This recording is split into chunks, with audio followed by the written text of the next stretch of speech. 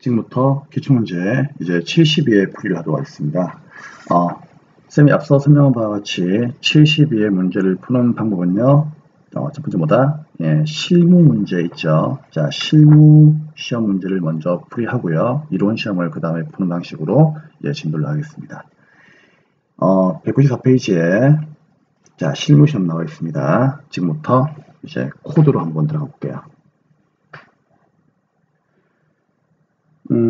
어떤 상태입니까? 이게 용산 컴퓨터죠. 그렇죠? 자, 용산 컴퓨터 회사 코드는 매년 보세요. 724번 되어 있죠? 자, 컴퓨터를 판매하는 개인기업입니다. 자, 개인기업의 동그라미. 자, 우리 시험 문제는 항상 개인기업은 나옵니다. 단기제 8기 회계기간은 2019년도 1월 1일부터 2019년도 12월 31일까지고요. 전산 세무회계 소음용 프로그램을 이용하여 다음 물음에 답하십시오. 잠시만 제가 이제 보여드릴게요. 네, 194페이지에 이렇게 나와 있습니다. 그렇죠? 네, 이제 화면을 좀 보여드리면서 가도록 하겠습니다. 자, 용산 컴퓨터가 컴퓨터를 판매하는 개인기업이죠. 우리 시험 문제는 개인기업 위주로 시험 문제가 나옵니다. 아시겠죠? 꼭 기억하시고요. 자, 회계기간은 항상 1년, 2019년도에 시험을 치시니까 2019년도로 이렇게 시험 문제가 출제가 됩니다. 자, 그리고 이제 전산 세무회계 소음용 프로그램을 이용하여 다음 물음에 답하시라고 되어 있죠. 아, 참, 그거 한 가지는 좀 기억하세요. 2019년도에 첫 번째 시험은요, 2018년 버전으로 나와요. 왜 그런가 하면은, 보통 이제 2019년도 1, 2월 달쯤 되면은요, 우리 모든 전산회계 체계라든지 이런 것들이 새롭게 나오는 그런 시기이기 때문에, 그런 걸 그 출제위원들도 알고 있어요. 그래가지고, 그 해에 첫 번째 시험은요, 항상 이제 작년, 이제 연도로 이렇게 시험 문제 나오더라고요. 그래서 그거 참고하시면 되는데, 일단 문제를 여러분들이 꼭 이 날짜를 확인하시면은 그런 것들은 다 알 수 있으니까 참고하시면 되고요. 자, 그다음에 이제 문제에서 한국재택국제회계 기준을 적용하도록 하는 전제조건이 없는 경우에는 일반 기업 회계 기준을 적용하여 회계 처리한다. 이거는 그냥 참고하시면 됩니다. 그래서 거진 이제 일반 기업 회계 기준 위주로 시험 문제가 출제가 된다. 그래 보시면 될 것 같아요. 자, 그러면 이제 먼저 파트 1으로 가도록 하겠습니다. 자, 이제 문제 1번의 쌤이 파트 1이라고 할게요. 자, 파트 1. 자, 우리 파트 1은 용산 컴퓨터의, 우리 회사가 용산 컴퓨터죠. 사업자 등록증인데 회사 등록 메뉴에 입력된 내용을 검토하여 누락부는 추가 입력하고 잘못된 부분은 정정하라, 그런 얘기예요. 그리고 주소는요, 우편번호는 입력하지 않아도 괜찮습니다. 자, 이거는 쌤이 얘기했죠. 그 시험장에서요, 인터넷 사정이 좋지 않으면은 우편번호가 검색이 안 되기 때문에 우편번호 입력은 그런 걸 감안해 가지고 보통 출제위원들이 생략하라고 이렇게 보통 주어집니다. 자, 그러면 이 사업자 등록증이 누구 겁니까? 우리 회사 용산 컴퓨터의 사업자 등록이에요. 자, 그러면 용산 컴퓨터로 들어갑시다. 회사 코드에 F2 넣고 용산 컴퓨터로 엔터 치고 들어가시면 짠짜라짠 하고 우리 회사가 나옵니다. 확인 잘 하시고요. 자, 지금은 8기입니다. 그쵸? 자, 이제 앞으로는 이런 거는 여러분들이 조금 보시면 될 것 같아요. 그러면은, 자, 우리 문제 1번은요, 어떻게 나오는가 하면은요, 이게 전체 이제 6점짜리가 이제 나오거든요. 파트 1이. 그럼 이게 파트 1이 무려 6점이에요. 이거 하나가 6점이에요. 그쵸? 그럼 이 문제를 푸는 방법은, 자, 우리 회사의 사업자 등록이 과연 어디에 되어 있을까요? 회사 등록 메뉴에 되어 있겠죠. 그럼 여러분들은 기초정보관리에 항상 회사 등록을 먼저 가시면 돼요. 그러니까 우리가 공부한 순서대로 나옵니다. 그럼 여기에 이제 용산 컴퓨터가 있죠. 그럼 여기에 이제 보시면은 전산에 입력되어 있는 내용이 잘못되었으니까 사업자 등록증을 보고 어떻게 한다? 고쳐라, 그런 얘기예요. 그럼 쌤이 여러분께 처음에 전산 입력할 때 요 순서대로 쌤이 입력을 하라고 했죠. 그러니까 이 전산에 있는 요 순서로 내려오는 게 아니라, 맞죠? 전산은 위아래 왔다 갔다 하더라도 여기에 있는 순서대로 쌤이 입력을 하라고 했잖아요. 그쵸? 그래야만 쌤이 뭐라고 했다? 빠뜨리지 않는다고 했으니까. 그쵸? 그렇기 때문에 뭐 도움 되겠습니까? 사업자 등록 번호 도움 되겠죠? 그럼 등록번호가 11325009116이에요. 그럼 확인하면 됩니다. 어때요? 똑같죠? 그럼 패스하고, 두 번째, 용산컴퓨터 이종석. 용산컴퓨터 이종석. 됐죠? 두 번째, 개업연월일은 2012년 2월 2일. 자, 개업연월일이 여기 있죠? 어라? 적혀있지 않죠? 그럼 여기 어떻게 한다? 2012년 02 해가지고 이렇게 넣어달라. 그런 뜻이에요. 그러니까 절대로 여러분 보고 있잖아요. 회사 등록을 다 하라. 이렇게 문제는 안 나와요. 그러니까 빠뜨리거나 또는 틀린 거 있죠. 그런 거 잡아내가지고 그냥 수정만 하면 되는 겁니다. 근데 어떤 순서대로? 사업자 등록증 순서대로 내려오시면 되는 거예요. 자, 그러면 이제 입력했고요. 생년월일. 이거 적는 칸이 있나? 없죠? 그쵸? 이거를 생년월일 적는 칸은 없어요. 그래서 이런 거는 무시하시면 됩니다. 그 다음에 이제 사업장 소재지. 서울시 특별시 용산구 세창로 514 50빌딩이죠. 자, 볼까요? 514 50빌딩 301호. 똑같죠? 그러면은 고칠 필요 없고요. 그 다음에 사업자의 종류, 업태, 도, 소매되어 있죠. 종목은요. 컴퓨터 및 주변기기. 그러면은 업태, 도, 소매, 종목은요. 가구되어 있죠. 이게 틀렸어요. 그럼 이걸 어떻게 한다? 여기에 나와 있는 컴퓨터 및 주변기기. 요걸 그냥 받아쓰기 하시면 됩니다. 아시겠죠? 푸셔도 괜찮고요. 아니면 뭐 이쁘게 뭐 이렇게 뭐 띄워도 괜찮고. 그건 여러분들이 그냥 알아서 하시면 돼요.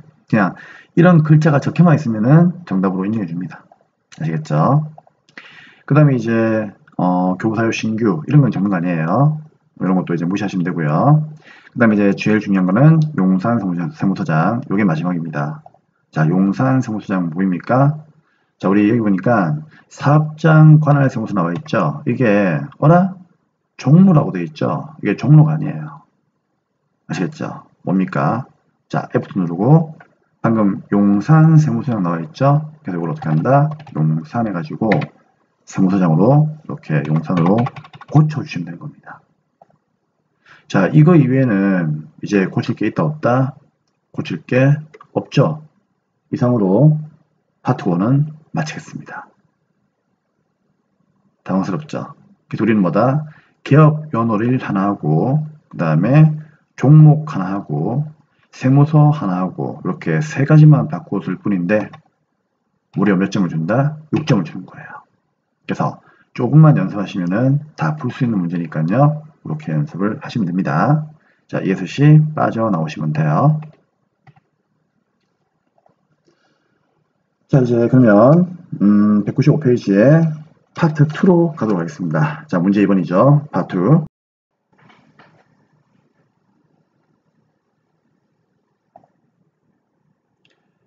자, 문제 읽어볼게요. 다음은 용산 컴퓨터의 정기분 재무 성표입니다. 입력되어 있는 자료를 검토하여 오류 부분은 정정하고 누락된 부분은 추가로 입력하십시오 라고 되어 있죠. 자, 이거는 정기 거예요. 그러니까 언제입니까? 2018년도에 재무 성표가 되는 겁니다. 이해되겠죠? 이렇게 이제 쭉 나와 있는데 뭐하는 얘기죠? 자, 이렇게 보시면 돼요. 문제지에 나와 있는 이 재무상표는 잘 되어 있다 그런 뜻이에요. 근데 우리 정기분 재무상표 입력해 봤죠? 자, 어디 있습니까? 여기 있습니다. 자, 클릭. 근데 여기 있는 재무상표는 어떻다? 지금 현재 엉망이다 그 얘기예요. 그래서 어떻습니까? 차변 대변 합계 안 맞고 차익도 발생하죠. 그렇죠? 그럼 어떻게 한다? 이거를 보고 전산에 입력된 요 내용들을 어떻게 한다? 수정하라 그런 뜻이에요. 간단하죠? 그럼 이것도 수정하면 몇 점? 6점을 줍니다. 너무 쉬워서 당황스럽죠. 자, 그럼 보겠습니다. 그럼 어떻게 하면 된다? 하나하나 비교하시면 돼요. 자, 보세요. 먼저 자산부터. 자, 자산부터 보시면요. 현금 450 맞고요. 보통액은 틀리죠. 그럼 얘는 어떻게 하면 되겠습니까? 1810만원 적으시면 돼요. 이해됩니까? 그 다음에 정기예금 맞고요. 외상물주금 맞고요. 충당금 맞고요. 그래서 이런 식으로 하나하나 비교하시면서 내려오는 거예요. 그쵸? 그리고 나서 이제 미수금하고 이제 쭉 보면은 요건이 다 맞다는 얘기죠. 근데 이제 어디가 틀렸느냐? 자, 비품 보이십니까? 비품이 아니고 잠시만요.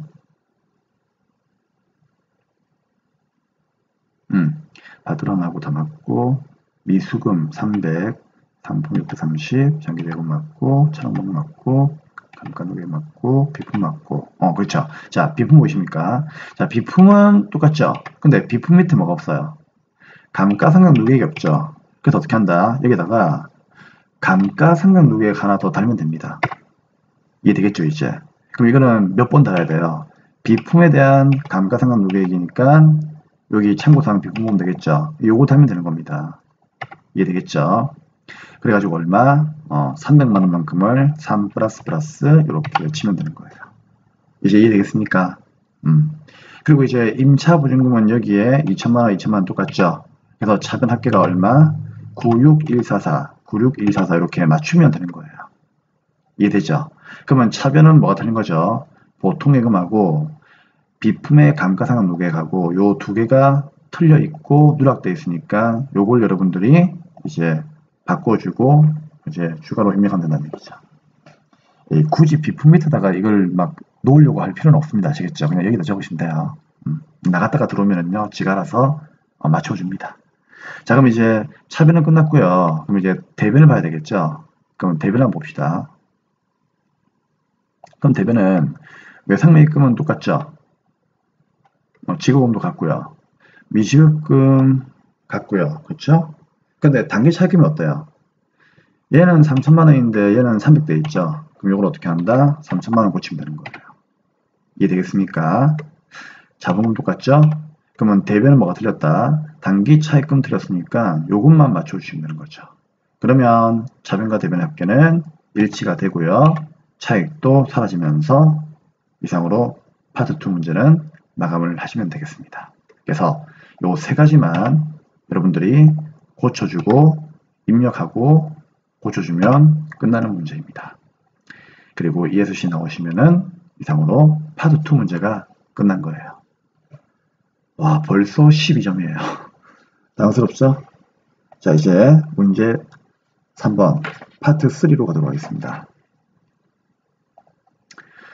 자, 파트 3번은요, 문제가 어떻게 나오는가 하면은, 다음 자료를 입력하시오라고 해가지고 6점 나와 있죠. 근데 이거는 부분적으로 문제가 두 문제가 나옵니다.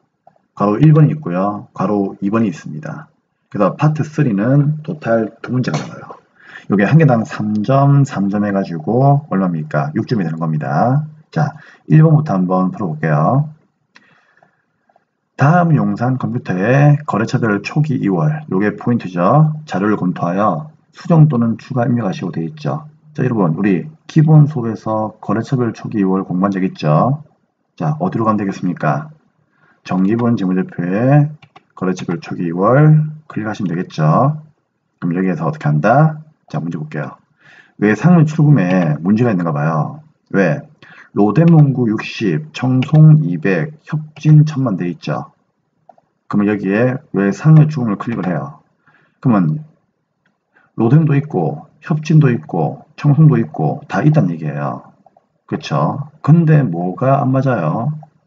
보니까 금액이 안 맞죠. 왜? 로뎀이 60이잖아요. 그쵸? 그럼 이건 맞아요. 근데 청송 컴퓨터가 얼마입니까? 100만원이 아니고 200이라 돼 있죠. 그럼 요걸로 맞춰 달라 그런 얘기예요. 그럼 여기 어떻게 한다? 200을 적으시면 돼요. 그리고 이제 협진문구는 1000만원이죠. 이상 없죠. 그러면 외상물주금은 끝난 겁니다. 그래서 이때 이제 차익이 안 나오면 되는 거예요. 근데 여기 아까 전에 100만 돼 있었거든요. 그때는 차익이 이렇게 남았다는 얘기예요. 그래서 이걸 200으로 고쳐달라. 그러니까 문제가 무조건 올바른 거고요. 전산이 잘못되어 있으니까 고치면 되는 겁니다. 그럼 마찬가지 외상매입금도 어떻게 하면 되죠? 970 돼 있죠. 근데 반짝 전등하고 스타트 상사하고 하모니가 있죠. 그럼 100, 570, 300인데 여기 보니까 어떻게 돼 있어요? 차익도 일단 안 맞고, 그쵸? 하모니는 300인데 400대 있죠. 그러니까 요거를 300으로 고치고요. 반짝이는요. 그렇죠. 100으로 맞으니까 이거 놔두고요. 근데 스타트가 없죠. 그럼 요거 세 번째 칸에다가 F2 누르고 스타트. 그쵸? 띄워가지고 어떻게 한다? 570을 여러분들이 추가적으로 달면 되는 겁니다. 그러면 차액도 발생 안 하고 문제도 맞으니까 이상으로 요거에 대한 문제가 끝이 나는 거죠. 이해되겠죠? 할 수 있겠습니까? 자, 이상으로 이제 1번은 끝내겠습니다. 물어보는데요. 선생님, 그러면 저는요, 이거는 잘했는데, 이거는 하나 틀렸는데요. 그러면 이제 뭐 한 1.5점 정도 줍니까? 그러진 않아요. 그냥 뭐, 다 끄이니까요. 좀, 이런 거는 뭐 솔직히 조금은 연습하면 쉽거든요. 솔직히 저는 뭐 1번하고 파트 1하고 2하고 3는요, 굳이 풀어 드려야 되나 싶은 그런 마음도 진짜 들어요. 그쵸? 그래서 이런 거는 이 파트 1, 2, 3는요, 그냥 점수를 주는 거니까요. 무조건 여러분들 그냥 일단 점수를 먹고 들어가셔야 됩니다. 여기에서 틀려버리면은요, 솔직히 좀 그 합격과 좀 거리가 멀어져요.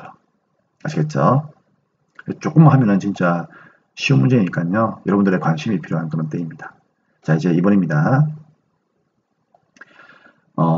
다음과 같은 용산 컴퓨터에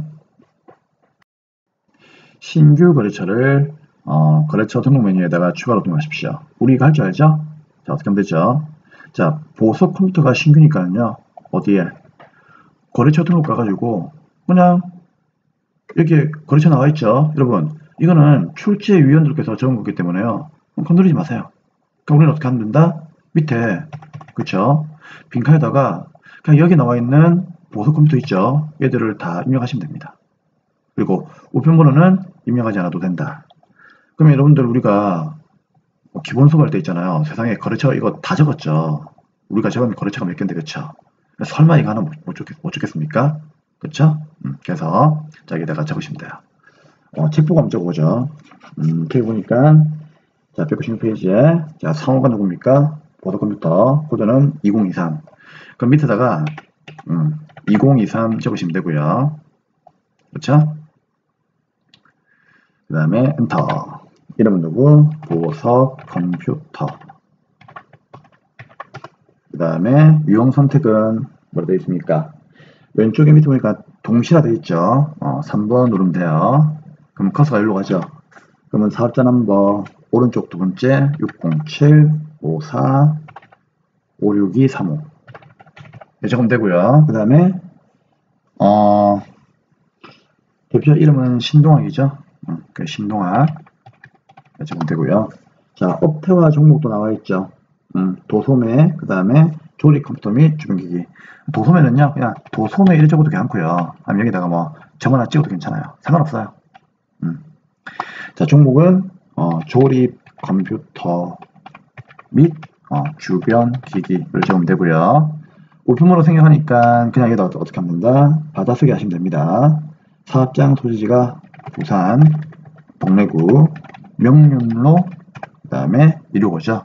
그러니까 여기다가 뭐 265 붙여도 괜찮은데요. 보통 뭐 번지 같은 경우는 밑에만 적더라고요. 그래서 이렇게도 괜찮고 위에 적어도 괜찮고 상관은 없습니다. 자, 이렇게 거래처 하나만 달았을 뿐인데 몇 점을 준다? 3점을 줍니다. 너무 쉽죠? 예수씨 마지막 나오시면 됩니다.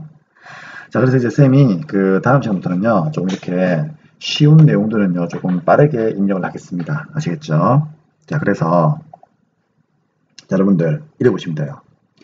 그럼 지금까지 파트 1, 2, 3는요, 자, 1, 2, 3는 파트 1, 2, 3는요, 우리가 전부 다 어디에서 공부했던 내용이죠? 기초정보관리, 그러니까 여기서부터 여기까지 공부했던 내용이죠. 여기까지. 그쵸? 그러니까 여기에서 랜덤으로 파트 1, 2, 3가 나온단 말이에요. 근데 파트 1, 2, 3가 총 몇 점입니까? 6점에 3개니까 18점이죠. 엄청나게 점수가 큽니다. 파트 1, 2, 3는요, 점수를 주는 거니까요, 여러분들이 충분히 요거에 대한 연습은 조금만 하시면은, 충분히 하시면은요, 여러분들이 무조건 이거 맞출 수 있어요. 그렇기 때문에 연습을 조금 잘 할 수 있도록 그렇게 부탁을 드리겠습니다. 자, 됐죠? 그러면 하나씩 여쭤볼게요. 우리가 그 기초정보 입력하고 나서 있잖아요. 그 다음에 이제 뭐 했죠? 거래가 발생해가지고 점표에다가 분기를 했죠. 우리 시험이 배운 대로 나옵니다. 배운 순서 그대로 나옵니다. 그래서 파트 4는 뭐가 나온다? 일반 전표가 나옵니다. 자, 이거 클릭하세요. 그래서 일반 전표를 띄우시고 자, 이제 문제를 보러 갑니다. 어떻습니까? 드디어 나왔죠? 근데 요 일반 전표가 쌤이 엄청 중요하다고 얘기했죠. 왜? 무려 24점입니다. 당스럽죠. 3점짜리 이 분계 문제가요. 토탈 몇 개? 하나, 둘, 셋, 넷, 그 다음에 5, 6, 7, 8개 나와 있죠. 토탈 8개 나와 있고요. 3, 8, 24, 이게 24점을 차지합니다. 그래서 이거는요, 분계를 한 개라도 잘못하거나 또는 뭐 날짜가 틀리거나 금액이 하나 빠지거나 하면은요, 부분 점수가 있는 게 아니고요, 그냥 3점이 그냥 다 날라갑니다.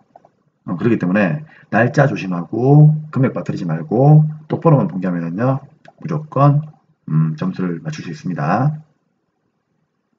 자, 입력시 유의사항이 있는데요. 참고합시다. 요거는 이제 쌤이 한 번만 딱 읽어드릴게요. 요건 첫 테니까.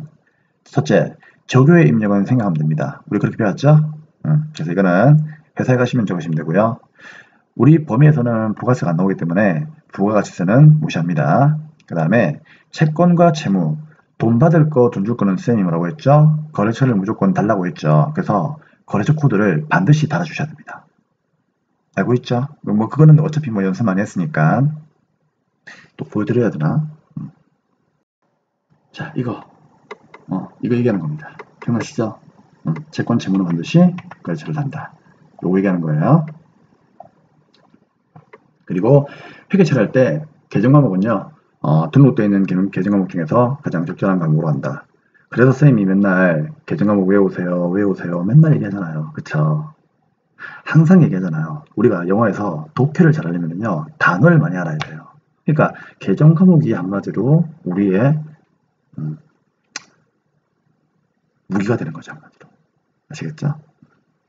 자, 그러면 이제 요거는 이제 한번 읽어드렸는데요. 시험 칠 때마다 문제 순서가 이렇게 식으로 나오니까 이제 이거는 여러분들이 한번 읽어보시고요. 자, 1번부터 한번 풀어보겠습니다. 자, 8월 며칠 19일부터 가겠습니다. 자, 기업은행의 당기차입금 580만원과 이자 58,000원을 당사 보통예금계좌에서 2차 여직을 했다. 자, 좀 쉬운 문제들은 쌤이 빠르게 넘어갈게요. 자, 8월 며칠날 19일날. 자, 날짜 반드시 잘 적어주셔야 됩니다. 자, 그러면 뭐부터 할까? 일단 빌린 돈 원금 580하고 이자 58,000원을 주었죠? 이거 한번 더 해보세요. 얼마죠? 580에 플러스 58,000원이니까 합이 얼마? 580, 58,000원이죠. 이거를 보통예금에서 지급을 했죠. 그럼 뭐가 나간다? 들차, 나대. 나가면 대변이죠. 그럼 대변에 뭐 보통예금 나가잖아요. 그쵸? 그러면 대변에 이제 4번 알죠? 4번 보통예금 나갑니다. 그래서 여러분들 어려우면요, 뭐 들어오고 나가는 걸 먼저 본게도 괜찮아요. 그럼 이게 얼마? 585만 8천원 5858000 이렇게 적으면 돼요. 그렇죠? 근데 이거 왜 나가는 겁니까? 첫째, 단기차입금 갚았죠. 그러면 부채가 감소하니까 부채 감소는 차변, 단기차입금 원금부터 깝시다. 오케이? 근데 얘는 채무죠. 뭐라고 했죠? 제가 거래처를 달라고 했잖아요. 네, 이제 이 정도면 이제 할 수 있겠죠. 그래서 누구? 거래처 누구야? 기업은행이죠. 그래서 자, 기업은행을 이제 적으시면 됩니다. 쌤이 이제 거래처 다는 거 안 보여드릴 테니까 이거 꼭 여러분들 보시면서 하세요. 옛날에 필기했죠?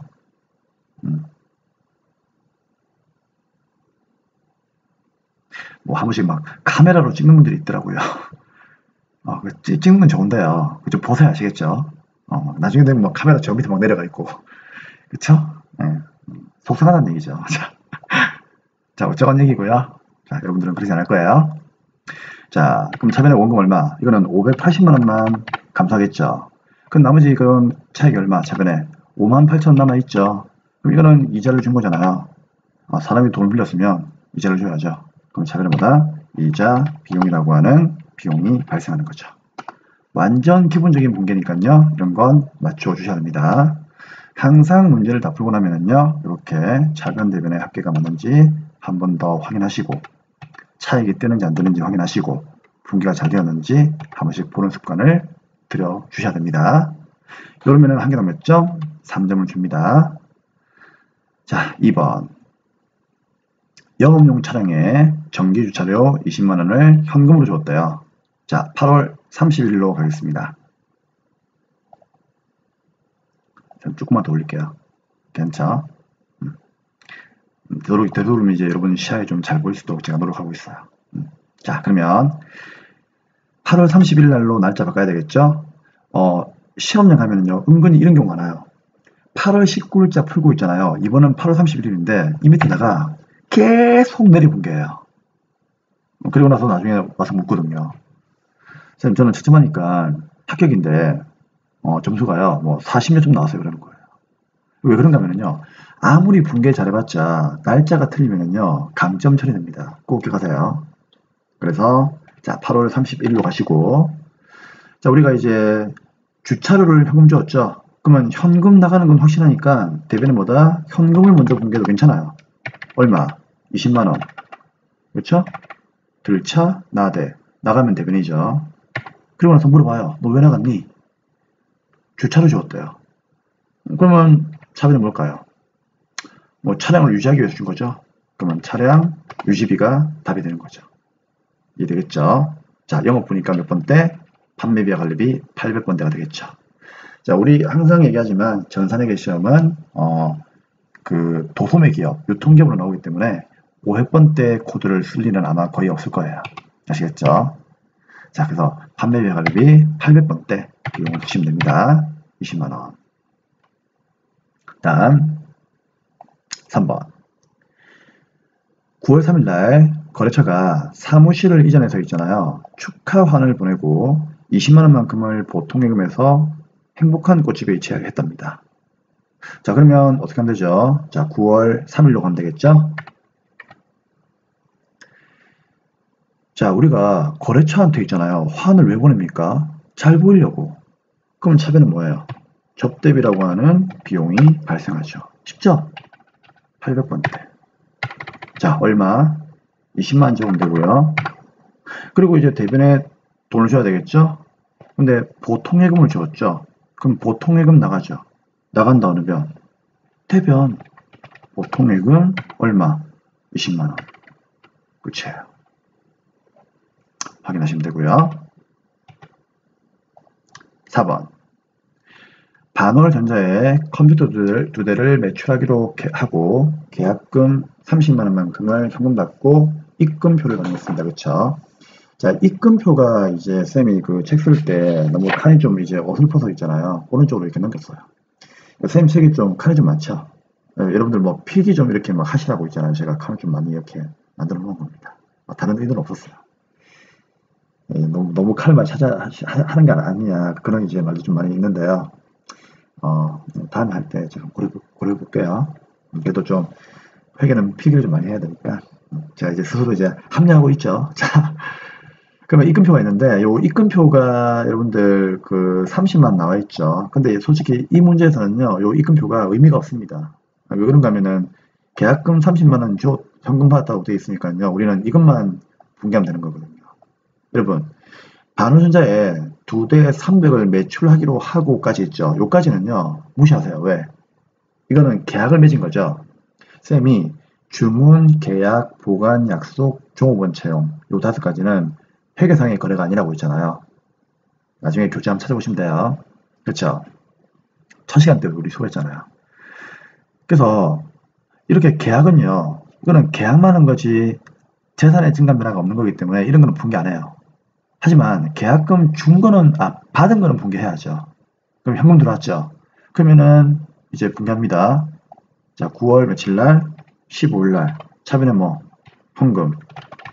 그래도 30만원 들어온 거는 거래잖아요. 그럼 얘는 분개해야 돼요.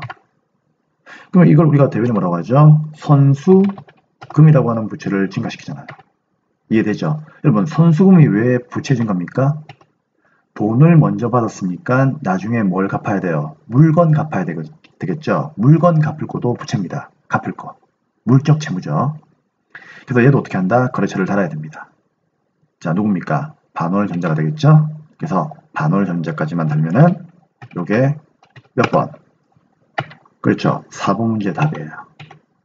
그리고 입금표는요, 솔직히 여기 그림이 나와 있는데 의미가 없습니다. 왜? 문제에서 아예 그냥 얘기를 해줬잖아요. 만약에 이 계약금 30만 원이 여기서 언급이 안 돼 있으면 여기 있는 30만 원 봐야 되겠지만 언급이 돼 있으니까 그냥 출제위원이요, 입금표 이렇게 생겼다라고 보여주려고 이제 하나 그림을 놓으신 것 같아요. 그래서 나중에 여러분들 그 이 실무에 가면은요, 예를 들어서 이제 뭐 이체를 받거나 이렇게 하게 되면은요, 이렇게 하면은 솔직히 카드를 받으면 상관없는데 이체 받거나 또는 뭡니까? 돈을 받게 되면은요, 돈 받았다라고 하는 그런 증명서를 줘야 되거든요. 그걸로 뭐라고 한다? 입금표라고 해요. 돈이 나한테 입금되었다. 그런 뜻이죠. 요거 이제 그 문방구에 가시면은요, 요거 파니까 요거 하나 사가지고 있잖아요. 나중에 이제 이용을 하시면 돼요. 특히 뭐 개인 사업자나 법인 사업자들, 뭐 중소기업들이 많이 쓰고 있고요. 그렇죠? 뭐 대기업도 많이 쓰고 있고요. 아무튼 뭐 회사 가면은요, 볼 거예요. 자, 다 쓰는 거죠, 그렇죠? 특별하게 뭐 어떤 기업을 얘기해서 미안합니다. 자, 5번입니다. 9월 20일. 신화상사의 컴퓨터 2대를 발송했다는 얘기는 팔았다는 얘기잖아요. 그렇죠? 그리고 계약금 얼마? 45만 원을 차감한 잔액은 외상으로 했대요. 그리고 당사의 운반비 15만 원만큼은 현금으로 지급했답니다. 그렇죠? 그럼 여러분들 혹시 기억나십니까? 매입을 할 때 우리가 들어가는 비용들은 원가에 포함하지만 얘처럼 매출하는 거잖아요. 매출. 발송이란 말은 팔았다는 얘기죠. 그러면 판매할 때 들어가는 비용은 어떻게 해요? 이거는 그냥 판매비로서 비용 처리하라고 했잖아요. 그쵸? 그쵸? 그래서 이걸 어떻게 한다? 하나의 전표로 입력을 합시다. 자, 그러면 9월 20일 날 잘 따라오세요. 자, 컴퓨터를 팔았죠.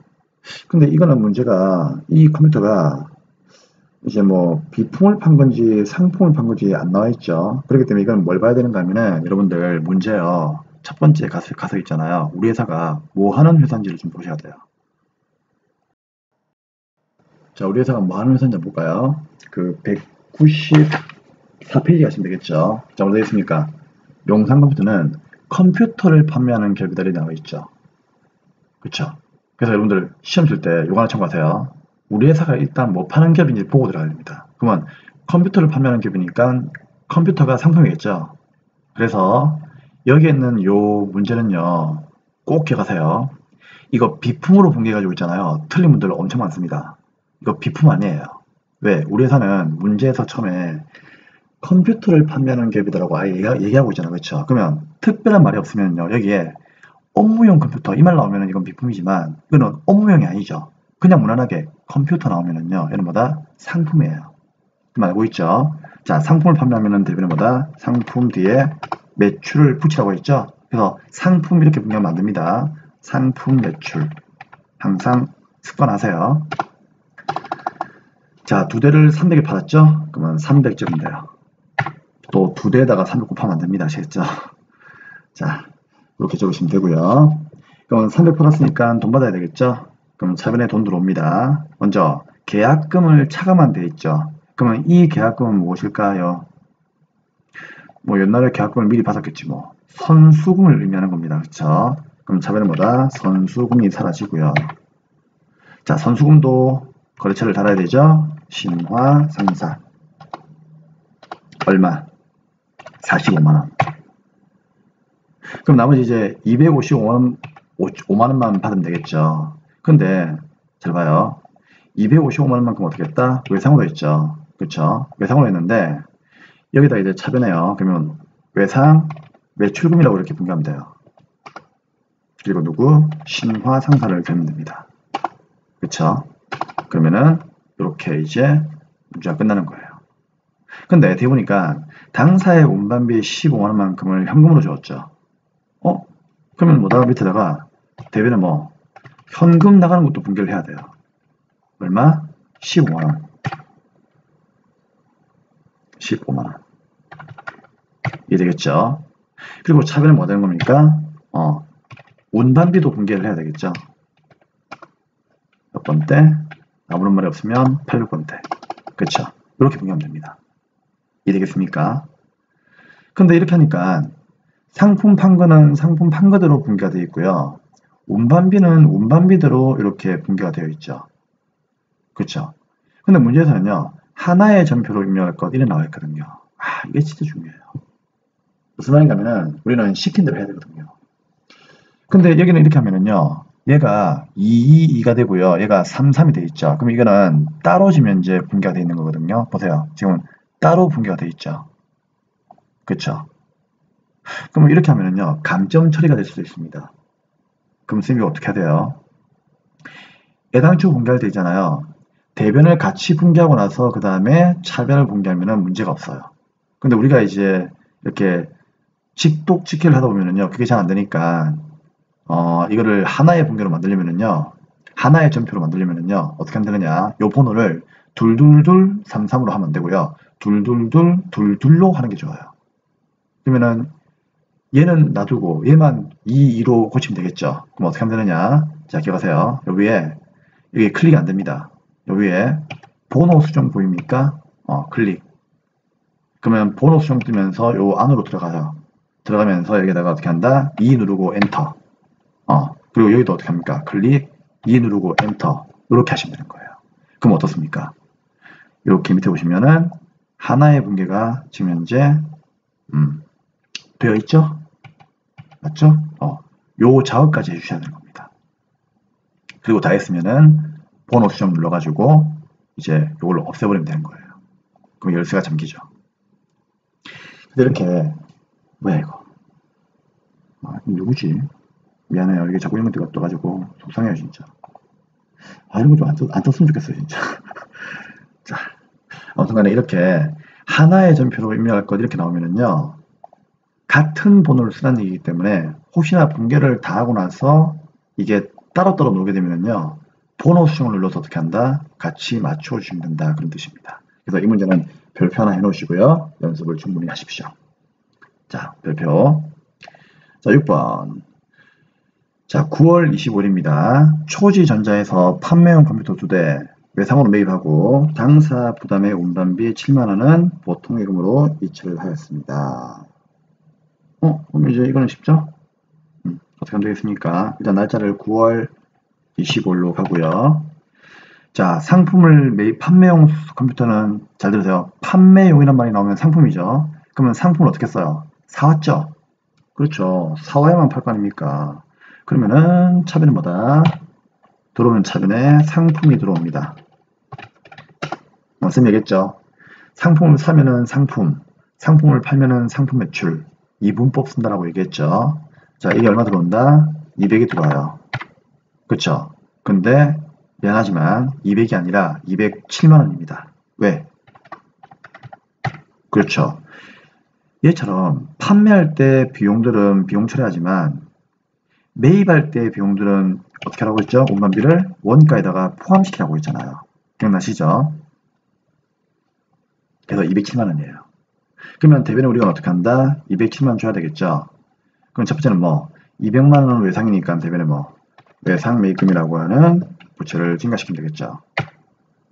그렇죠? 당연히 외상 매입금은 거래처를 달아야 되고요. 누구? 초지전자. 혹시 거래처를 좀 이게 달아야 될지 안 달아야 될지 좀 애매모하신 분들은요, 그냥 아예 다 달아버리세요. 쌤 전에 얘기했죠. 거래처를 달아야 되는 걸 안 달면은요, 감점 처리가 되는데, 안 달아도 되는 거를 다는 거는요, 상관없습니다. 오히려 출제위원이잖아요. 이걸 막 보잖아요. 그러면, 잘한네 하면서 뭔가 흐뭇해요. 점수를 더 주거나 그러진 않아요. 그냥 흐뭇해요. 아시겠죠? 그렇기 때문에 잘 모르겠으면요, 아예 다 달아버리세요, 그냥. 자, 그럼 얘는 이제 200이죠. 근데 7만원만큼 어떻게 했죠? 보통예금을 주었으니까 대변은 뭐다? 보통예금이 나가는 겁니다. 간단하죠? 이렇게 하시면 됩니다. 7번. 판매장 직원들 격려 차원에서 만나 식당에서 저녁 식사를 했다. 무슨 말입니까? 판매 직원들 회식한 거죠? 다같이 누구? 복리, 고생비 30만원. 카드를 껐죠? 자, 이 카드 전표 의미 없죠? 그냥 이제 모양만 보여주는 겁니다. 자, 그럼 분개하면은 9월 30일 날 차변에 뭐다? 복리 고생비 영업 보니까 800번대 얼마 30만원 적으시면 되고요. 자, 이걸 카드를 껐죠? 카드는 외상이니까 돈 안 줬죠? 근데 복리고생비는 장사가 아니잖아요. 장사가 아니니까 미지급금이라고 하는 부채가 대변에 증가하고요. 자, 카드는 무조건 거래처를 누구 난다? 카드 회사를 달아라고 누누이 얘기했죠. 이거 또 보여주고 있다, 그쵸? 맞죠? 자, 이제 안 보여드립니다. 자, 그래도 카드는 누구? BC카드를 달면 되는 거예요. 그럼 끝입니다. 다음 8번 마지막 문제. 맞죠? 매출처 청송 컴퓨터에서 받아 보관 중인 약속금 400만원이 만기가 도래하여 당사 거래은행 보통예금 계좌에 입금되었음을 확인하였습니다. 자, 이거는 뭐죠? 한마디로? 그렇죠. 받아 보관 중인 약속금의 죽구세요. 다른 말로 받으럼이죠. 그럼 이거 만기가 되어서 돈이 들어왔죠. 그렇죠? 그러면 어떻게 하면 되겠어요? 뭐 보통예금을 돈 들어왔으니까 보통예금 먼저 공개하죠. 자, 10월 10일 날에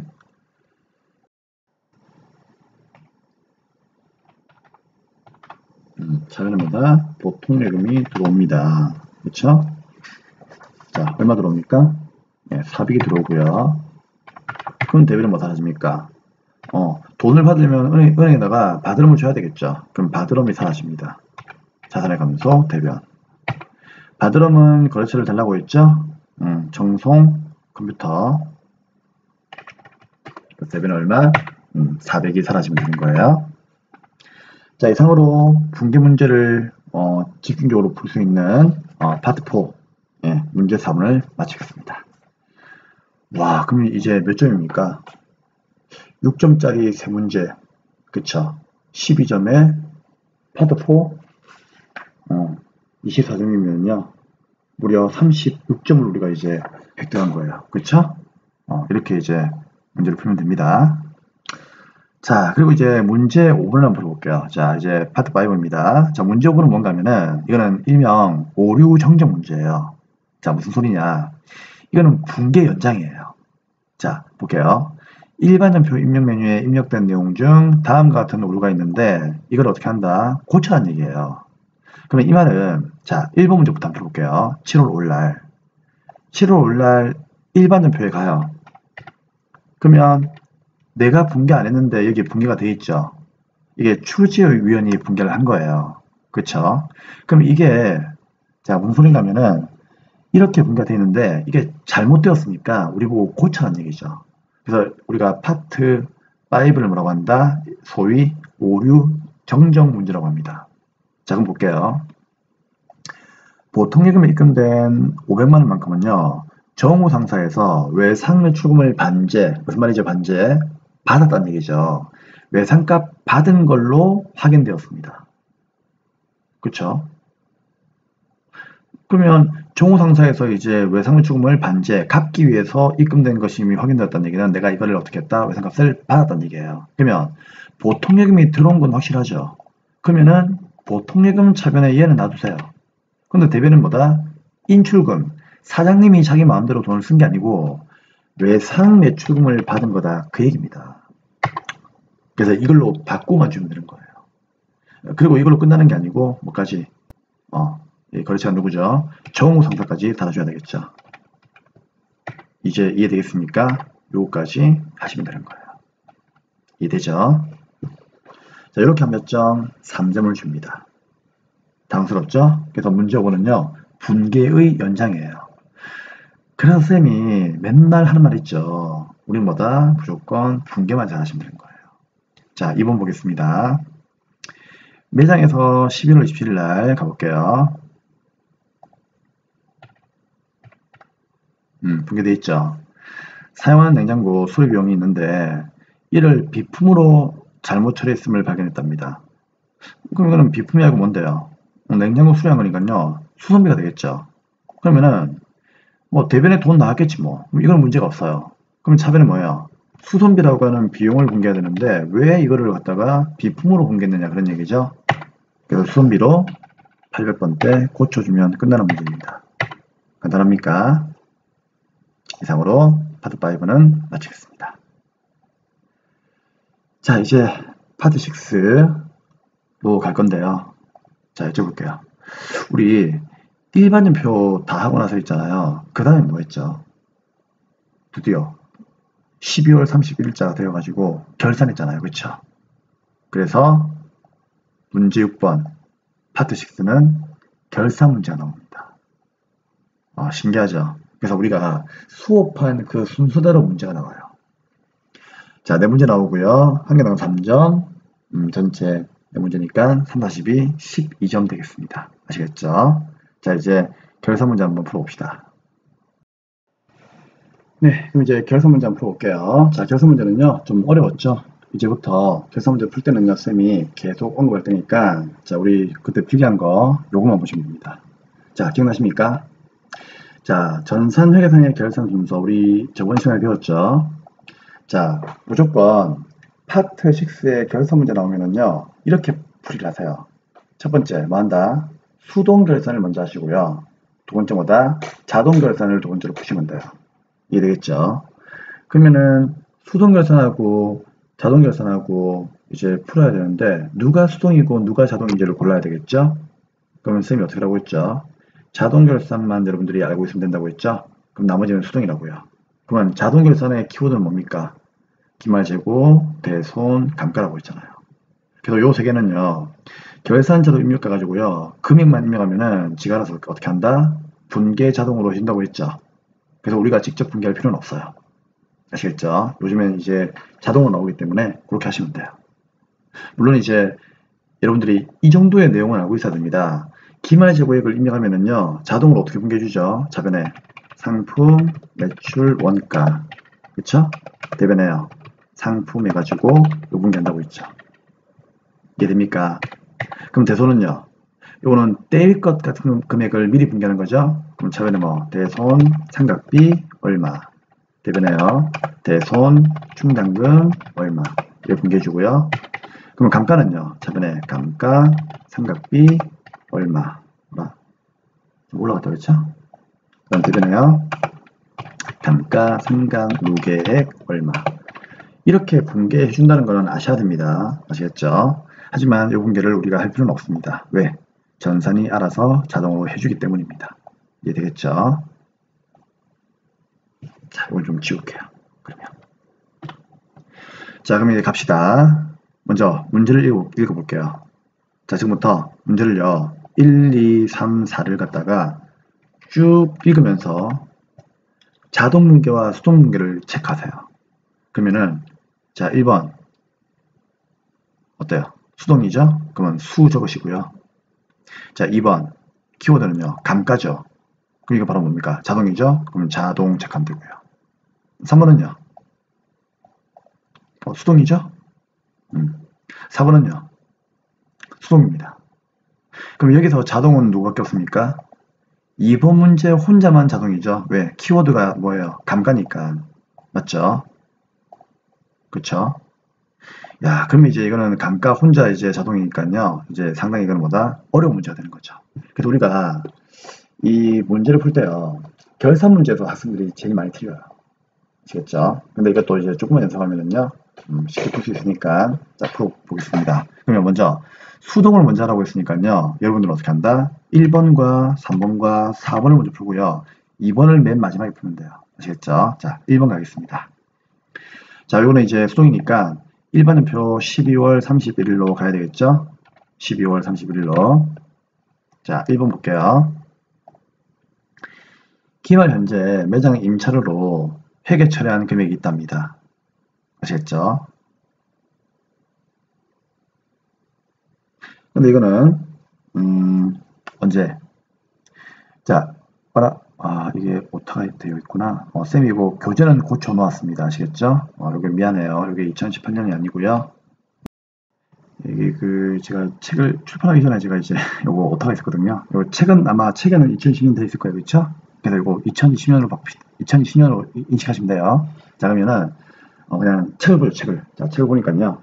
자, 50만 원만큼은 2020년 1월 달에 임차료를 갖다가 미리 준 분이다. 그런 얘기죠. 그 무슨 말인가 하면은, 자, 우리 회사 경리가 이렇게 분개했다는 얘기죠. 자, 이거 알죠? 자, 그럼 이제 볼게요. 문제가요.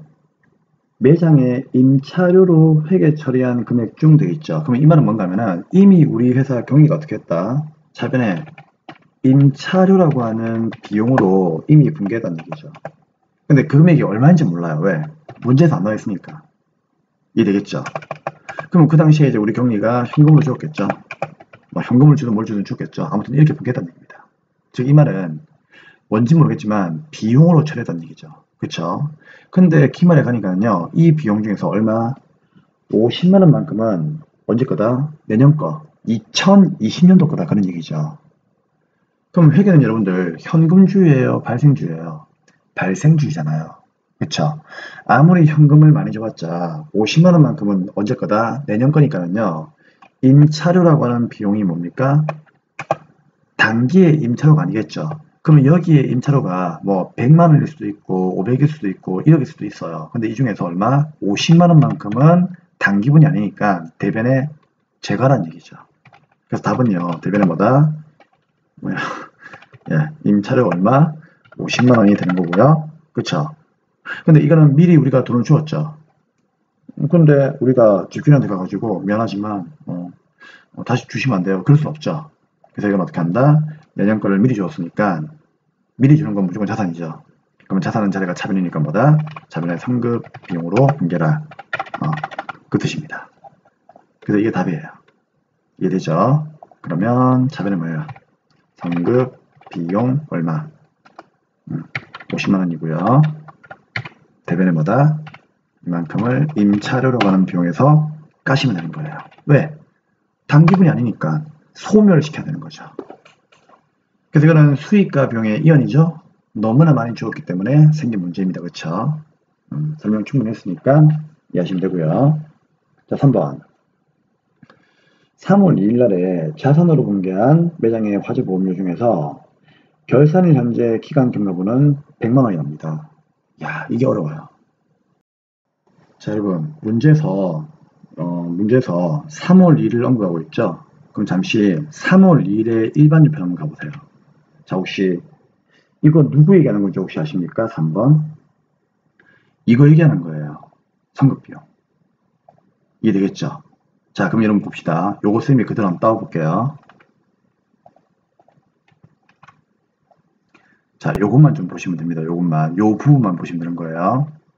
자, 선생님이 방금 3월 2일자로 가가지고 분개 확인하니까 여기에 상급비용이라고 하는 건 얘밖에 없죠. 그럼 이게 이제 요 분개거든요. 자, 요걸 보시면 돼요.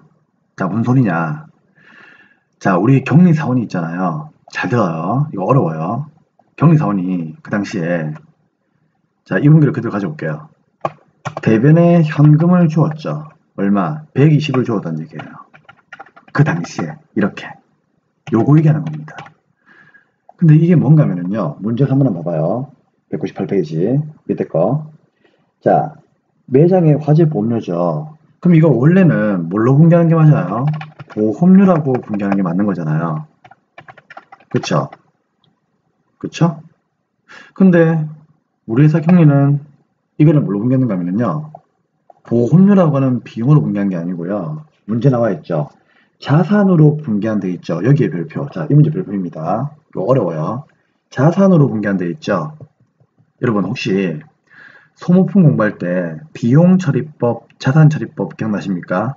그게 여기에도 적용이 됩니다. 뭔 소리냐? 아무런 말이 없으면은 보험료는 그냥 우리 경리가 비용으로 분개하는 게 맞는 거겠죠. 근데 이 경리가 보험료로 분개한 게 아니고요. 성급비용이라고 하는 자산 처리법을 버린 거예요. 이러면 이제 골치 아프게 됩니다, 진짜. 이러면 진짜 문제가 어려워져요. 이게 전산회계 1급 때 많이 나오는 문제인데 회계 1급에서 이거 나왔잖아요. 제가 봤을 때는 아마 학생들 거의 다 틀릴걸요. 뭐 꼭 그렇지는 않아요. 왜냐면 이게 잘 안 나오니까. 나왔다 하면 진짜 어려운 문제예요. 이게 회계 1급은 잘 나오거든요. 그래서 일단 이렇게 생각하시면 됩니다. 자, 아무튼 간에 상급 비용이라고 하는 자산으로 분개한 거예요. 그쵸? 비용 처리해야 되는데 자산 처리한 거예요. 그러면은 그냥 냅둬요. 괜찮아요. 상관없어요. 왜? 우리는 생각만 잘하면 됩니다. 그럼 이렇게 상급 비용 처리했는데, 자, 뒤에 한번 읽어볼게요. 3번에. 그 화재 보물 중에서 결산일 현재, 지금 결산이죠. 12월 31일 날 현재, 자, 기간이 경과했다. 선생님 얘기했죠. 경과가 다른 말로 뭐라고요? 쉽게 생각합시다. 경과는 다른 말로 뭐다? 단기분을 의미하는 거고요. 미경과는요. 차기분 얘기하는 거죠. 그쵸? 그럼 무슨 소리입니까? 경과분. 단기분이 얼마이다? 100만 원이다. 그런 얘기입니다. 그럼 도대체 이거 나한테 뭐 하는 얘기일까? 자, 요게 답입니다. 12월 31일자로, 그쵸? 정리하라는 얘기예요. 왜? 자, 자산으로 분개했죠. 그럼 우리가 보험료라고 비용으로 처리한 거는 하나도 없죠. 그럼 우리가 이거를 보험료를 갖다가 분개해 주지 않으면 정보용자가 보험료가 얼마인지 모르잖아. 그쵸? 그래서 여러분들은 어떻게 한다? 보험료로 분개하지 않았기 때문에 지금이라도 어떻게 한다? 단기분, 경과분 얼마입니까? 문제에서 100만 돼 있죠. 그럼 100만 원만큼만 보험료를 잡아주시면 되는 거예요. 자, 100만 원을 보험료로 잡아주는 이유는 뭐라고요?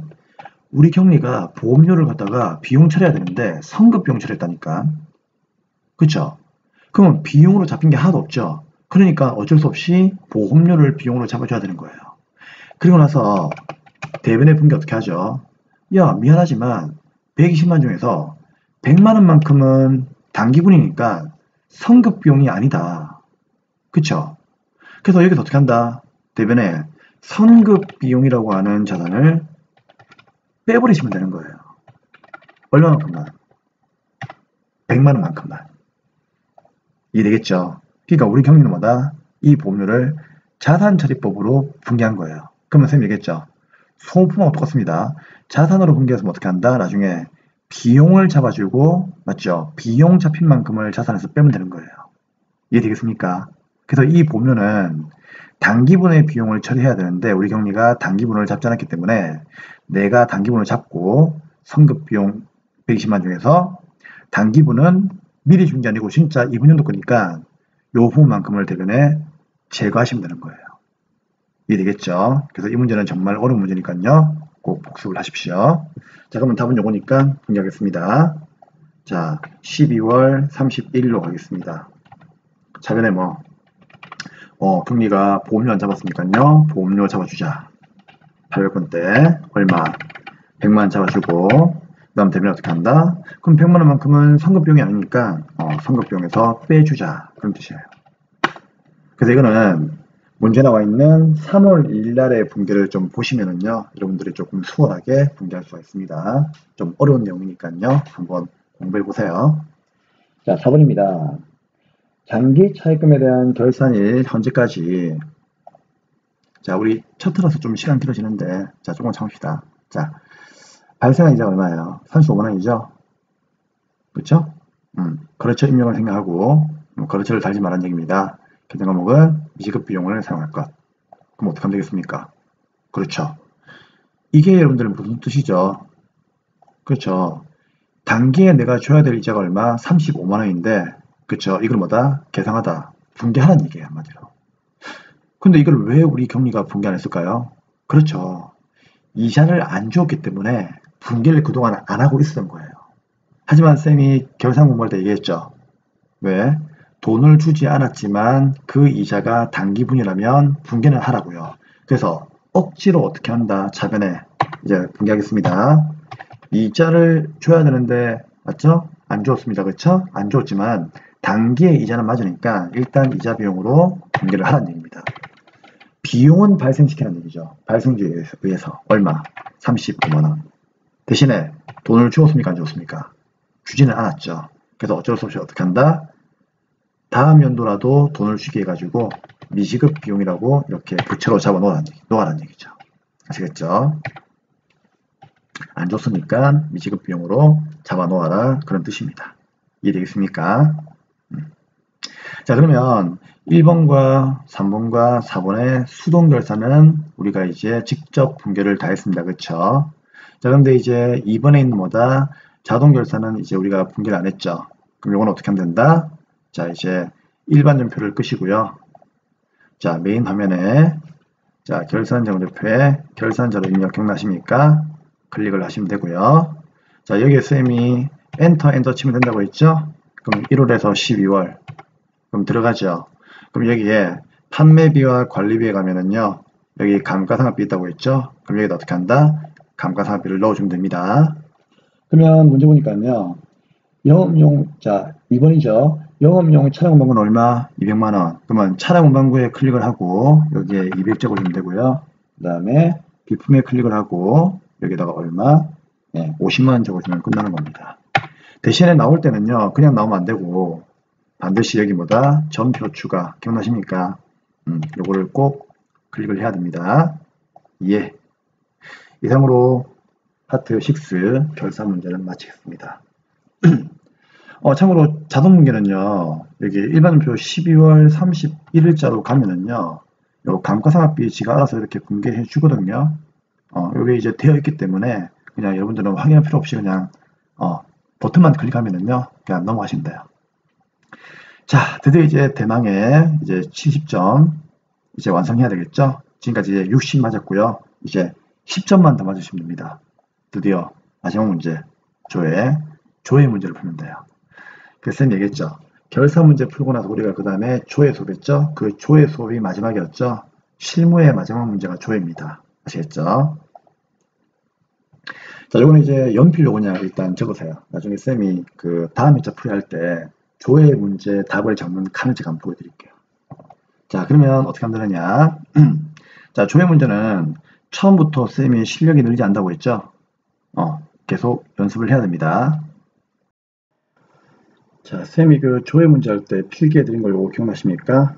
기억 안 하시는 분들은요, 199페이지 빈칸에다가 요거 하나 필기해 하셔도 괜찮습니다. 그쵸? 자, 그래서 처음에는요, 조금 여러분들이 이해가 안 되기 때문에 요거를 보시면서 하시고요. 한 3회분 정도 풀다 보면은요, 이제 이거 안 봐도 이제 완전히 느낌이 올 거예요. 그러니까 처음에는 조금 힘들어서 그렇지, 이제 연습을 계속 하시면 됩니다. 그래서 이제 조회 문제는 일단 될 때까지는 요걸 보고 해요. 자, 그럼 먼저 1번 문제부터 한번 볼게요. 자, 1번은 상반기 1월에서 6월 중에 복류 생비 지출이 가장 많은 월과 그 다음에 가장 적은 달의 차이의 금액은 얼마인가 라고 나와 있습니다. 그렇죠? 맞죠? 그럼 이거 어떻게 하면 되겠어요? 그렇죠? 어디 가면 될까요? 일단 비용을 언급하고 있고요. 1월에서 6월까지만 보면은 월계표죠. 근데 중요한 거는 가장 많은 월과 가장 적은 월의 차이 금액이 얼마인가 이렇게 나와 있죠. 그래서 쌤이 얘기했잖아요. 가장 많은 달. 이 말 나오면은요. 무조건 어디 가라고요? 총계정 원장 가라고 했잖아요. 그렇죠? 그래서 총계정 원장을 가시면 됩니다. 메인 화면에. 그러면 1월부터 6월까지를 놓아요. 그렇죠? 그리고 복류 생비만 물었기 때문에요. 자, F2 누르고, 자, 복류 생비를 조회합시다. 자, 우리 유통기업은 무조건 800번 되죠? 회계 이거 그냥 800번 가면 되는 거예요. 자, 복류 생비, 이렇게 가시면 됩니다. 그럼 놓고 나서 엔터 치면은요, 1월달부터 6월달까지 지출한 요 금액들이 다 나와 있습니다. 여러분, 잔액은 보시면 안 돼요. 비용 발생은 차변이니까. 그럼 이때 뭘 물어봅니까? 가장 많이 지출한 달하고 가장 적게 지출한 달의 차이 금액을 물어보고 있으니까 계산기 잡아야죠. 그렇죠? 그러면은 여기서 가장 많이 쓴 게 대충 봐도 몇 월 달입니까? 4월 달에 260이죠. 그럼 여기다가 260만 원 줬고 마이너스 그 다음에 가장 적게 쓴 달은 언제입니까? 가장 적게 쓴 달의 금액은 60만 원인 6월 달이죠. 그럼 마이너스 60만 원 적으면 되는 거예요. 그럼 얼마 나옵니까? 200만 나오죠? 그럼 답은요. 200이 답이에요. 이해되겠죠? 자, 이렇게 푸는 겁니다. 자, 2번. 5월에 발생한 이자 비용은 얼마입니까? 이거는 특정한 5월달, 이것만 묻고 있죠. 그래서 5월달, 특정한 월가요. 수익 비용 언급 시에는요. 어떻게 한다? 1월계표 간답니다. 아시겠죠? 자, 총계정 원장 끄시고 1월계표 클릭하십시오. 자, 5월이니까요. 5월 1일부터 5월 말까지 놓으시면 됩니다. 들어가는 방법을 알죠? 5월 엔터, 5월 엔터 하면요. 1월 1일부터 30일까지 이렇게 주고요. 아니면 5월 대표에서 그냥 5월 달에서 5월 달까지 해도 괜찮아요. 그러면은 이자 비용이 얼마냐 물어봤으니까 이자 비용을 찾으시면 되죠. 어디 있습니까? 맨 밑에 있다. 이자 비용. 얼마? 5월 달에 발생한 건 55만 원입니다. 한 달치만 물어보니까요. 55만 원이 답이 되는 거예요. 자, 3번. 6월 말 현재 유동부채 합계액은 얼마입니까? 이거는 쌤이 여기다가 적어놓진 않았는데요. only 자산과 only 부채를 물어보면은요. 쌤이 그냥 어디로 가라고 했습니까? 이거는 이제 재무 상대표로 그냥 가시면 돼요. 근데 쌤이 그 얘기했죠. 6월 말 현재. 여러분, 6월 말 현재는요. 무엇을 의미한다? 1월 1일부터 6월 말까지를 의미하는 거예요. 근데 이거 위험한 게 이거 1월계표로 가면 안 됩니다. 왜 그런가 하면요. 1월계표는 말 그대로 한 달 한 달 발생한 것만 보여주는 거지 전기에서 2월 되어 오거나 그런 걸 보여줄 수 없는 거거든요. 그렇기 때문에 1월계표는 여러분들 쓰면 안 돼요. 1월계표는 특정한 월이라든지 그때 발생한 거 그런 걸 물어볼 때만 쓰는 거고요. 요렇게 그냥 뭐 합계가 얼마냐, 현재 뭐 잔액이 얼마냐 이런 거 물어보면요. 재무 상대표로 오시는 것이 제일 좋아요. 그래서 여기에 6월이라고 쓰고 엔터 치면은요. 이건 뭐다? 1월 1일부터 6월 말까지 그런 의미입니다. 이게. 아시겠죠? 그러면은 자, 유동부채 합계액을 묻고 있죠? 그러면 아무런 말이 없으면은 단기분 2019년 거 물어보는 거니까요. 자, 유동부채 한번 가봅시다. 여기 나와 있죠? 얼마? 1억 1,600만 원. 요게 답이 되는 겁니다. 간단하죠? 네, 다 했습니다. 자, 뒤에 넘기니까 73에 나와 있죠? 자, 이 말은 뭐다? 현시간부로 우리의 72회 기출문제 70점짜리가 이제 풀이를 다 완료시킨 거예요. 자, 첫 회기 때문에 쌤이 좀 말은 많았는데요. 어떻습니까? 좀 풀만하죠? 조금 이제 어려운 부분도 아마 있을 거예요. 자, 그런 건 이제 계속 풀다 보면은요, 해결될 거니까, 자, 복습만 해주시고요. 좀 쉬었다가 다음 시간에 이제, 몇 페이지? 네, 190페이지에, 기출문제, 이론 문제를 풀어보도록 하겠습니다. 잠시 후에 뵙도록 하겠습니다.